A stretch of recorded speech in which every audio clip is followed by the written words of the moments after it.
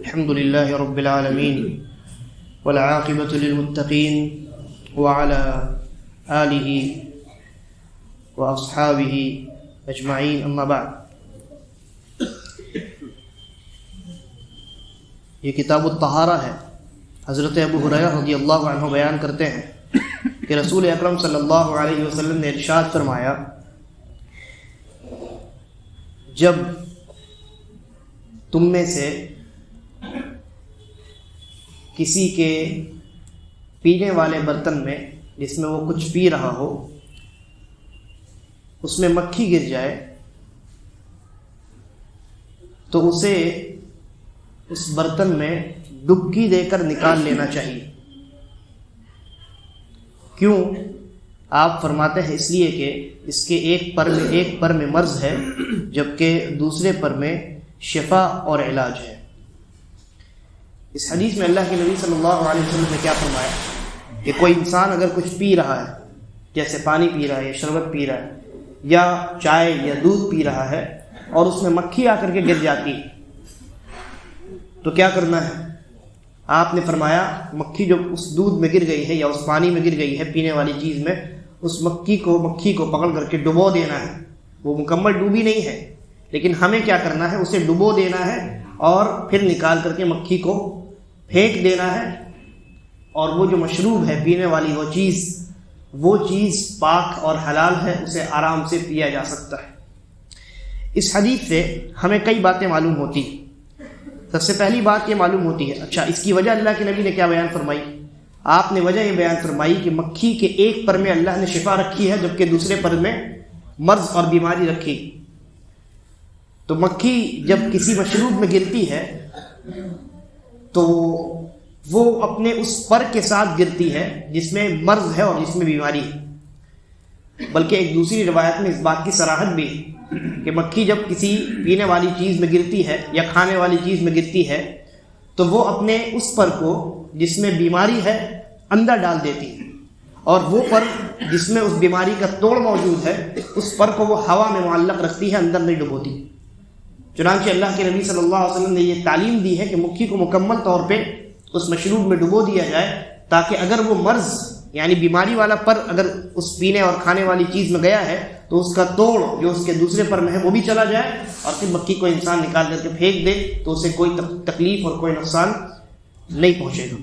تو اس حدیث سے سب سے پہلی بات تو ہمیں یہ معلوم ہوتی ہے کہ مکھی کے ایک پر میں بیماری ہے جبکہ دوسرے پر میں اس کا توڑ اور اس کا علاج موجود ہوتا ہے. اور موجودہ زمانے میں سائنسدانوں نے بھی اس بات پر اتفاق کیا ہے کہ مکھی کے ایک پر میں مختلف طرح کی بیماریاں ہوتی ہیں، جیسے ٹائیفائڈ ہے اور ٹائیفائڈ کا جو بخار ہوتا ہے یا اور مختلف اقسام کی بیماریاں ہیں وہ مکھی کے ایک پر میں ہوتی ہیں. یہ تمام بیماریاں، اور دوسرے پر میں اس بیماری کا جو علاج ہے یا توڑ ہے وہ دوسرے پر میں موجود ہوتا ہے. جدید سائنسی تحقیقات سے بھی یہ بات ثابت ہو چکی ہے. دوسری چیز یہ کہ مکھی کی عادت ہے، جیسا کہ میں نے عرض کیا، مکھی کی عادت ہے جب وہ کسی کھانے یا پینے والی چیز میں گرتی ہے تو وہ پر جس میں بیماری ہے اسی کو اندر ڈالتی ہے. وہ پر جس میں بیماری نہیں ہے بلکہ شفا ہے اس کو ہوا میں معلق رکھتی ہے. تو اگر آپ نے اس کو ایسے ہی چھوڑ دیا یا بغیر ڈبکی دیے اسے آپ نے نکال کر کے پھینک دیا تو اس کی جو بیماری ہے وہ پینے والی چیز میں جا چکی ہے، نقصان ہو سکتا ہے، انسان بیمار ہو سکتا ہے. چنانچہ اللہ کے نبی نے یہ تعلیم دی کہ اس کو مکمل ڈبو دیا جائے. مکمل جب ڈبو دیا جائے تو اس کا دوسرا پر بھی اس میں یعنی پینے اور کھانے والی چیز میں ڈوب جائے گا، اور جو بیماری ہونے والی ہے اس کا توڑ اس میں موجود ہے، انسان بیماری سے محفوظ ہو جائے گا. اچھا، اسی طریقے پر ایک اور بات یہ معلوم ہوئی کہ اللہ کے نبی صلی اللہ علیہ وسلم نے مکھی کو ڈبونے کا حکم دیا ہے، اور جب مکھی کو ڈبویا جائے گا تو اگر مکھی زندہ بھی ہوگی تو مر جائے گی. مکھی اگر زندہ بھی ہوگی تو مر جائے گی، یا اگر آپ نے فوراً ڈبو کے نکال لیا تو مکھی مرے گی نہیں، زندہ ہی رہے گی. یعنی دونوں صورتیں حال پیدا ہو سکتی ہے.